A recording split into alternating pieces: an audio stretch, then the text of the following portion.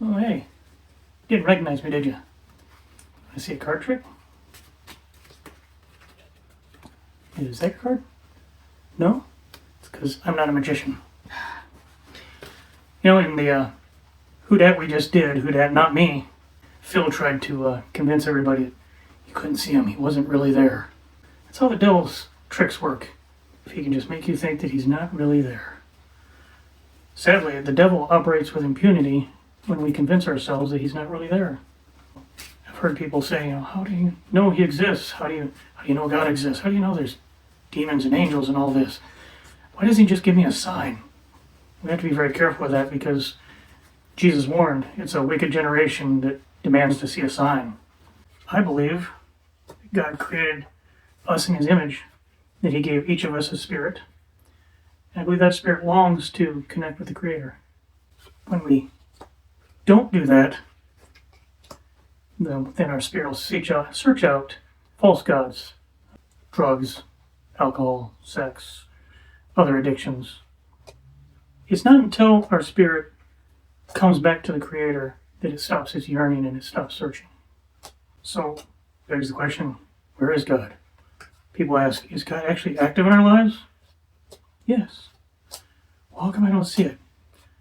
I can't speak for anyone else, but I can tell you God has intervened in my life personally at least 4 times. I can share with you one of those times.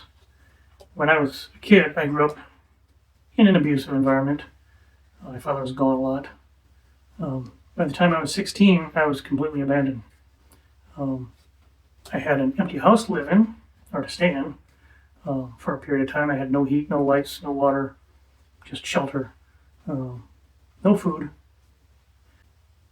16 years old is tough enough without having to wonder where your next meal is going to come from. I was bitter, I was angry, I was far from God.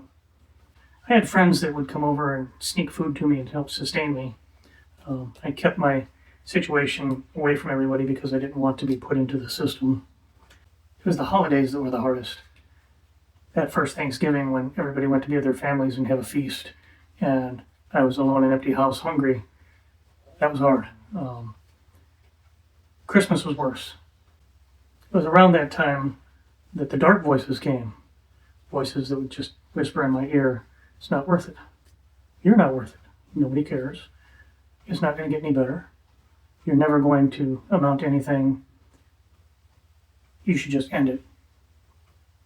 It was Christmas Day when I got up and decided that they were right. I didn't have anything else to live for. I had a car. It was parked in the garage. I went out to the garage with the door shut, started the engine, put all the windows down, and decided I was going to end it. I was over it. As I sat there and the fumes started to roll inside the windows, started to sting my nose and burn my eyes, and I just sat there, closed my eyes and tried to breathe deep and just hoped to go to sleep. I sat there for several minutes, breathing in the fumes and just trying to relax and not think. And that's when I heard a voice that I can still hear to this day, as loud and as clear as I am speaking right now, except in a much deeper, more authoritative voice, come out of the back seat and say to me very clearly, don't give him the satisfaction. I was startled, to say the least. I spun around to look in the back seat to see nobody there, and I thought, the radio's off, I'm in the garage alone. Where did that come from? And I went on to think, who's him?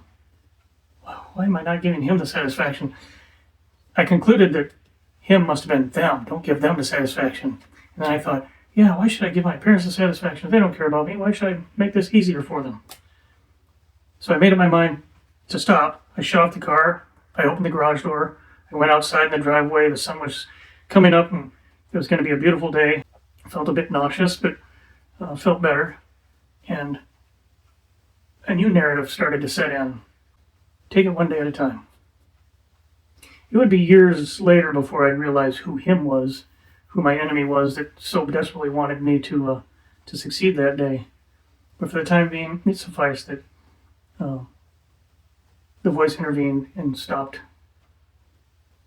me before I could hurt myself. That new narrative would come and go over the years. But God's faithfulness never wavered. At least 3 more times he would intervene in my life, and we can talk about that another time. But for now, I just want to say, if you're having a difficult time right now, if you're going through something and you don't know what to do and you're waiting for a sign, maybe this is your sign. Maybe this is God's intervention.